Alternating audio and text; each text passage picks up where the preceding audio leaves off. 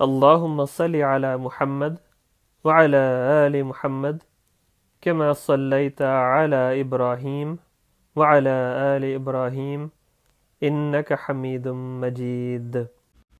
بسم اللہ الرحمن الرحیم۔ ناظرین، کون ہے جو مسلمان نہیں اور کون ہے جو توہین رسالت کرتا ہے؟ سرور کائنات خاتم النبیین حضرت محمد مصطفیٰ صلی اللہ علیہ وآلہ وسلم کا یہ فرمانا کہ جو فلاں فلاں کام کرے گا وہ ہم میں سے نہیں ہے، مثلا من غشنا فلیس منا، اس سے کیا ثابت ہوتا ہے؟ یہی نہ کہ حضور صلی اللہ علیہ وآلہ وسلم نے جس کام کے منع کرنے کو فرما دیا ہے مگر مسلمان پھر بھی وہ کرتا ہے تو ظاہر ہے وہ حضور صلی اللہ علیہ وآلہ وسلم کی امت میں سے نہیں۔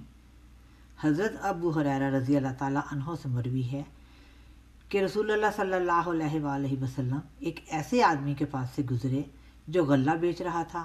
آپ صلی اللہ علیہ وآلہ وسلم نے اس سے پوچھا کہ تم اسے کس طرح فروخت کرتے ہو؟ اس نے آپ کو بتلا دیا لیکن کچھ غلط بیانی سے کام بھی لیا۔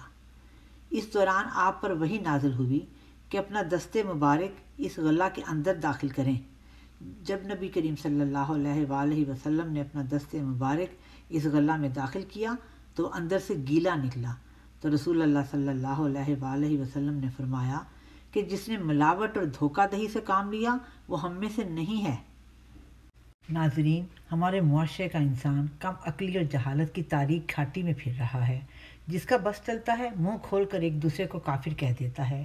مال بیچتے ہوئے ملاوٹ کرنا، دھوکہ سے تازہ اور بہترین مال دکھا کر پیک کرتے ہوئے باسی اور ناپسندیدہ مال پیک کر دینا، یہ ہمارے معاشرے میں بہت پسند کیا جاتا ہے، بلکہ گاہک کے جانے کے بعد تو فخریہ مسکرایا جاتا ہے کہ کیسا چونا لگایا۔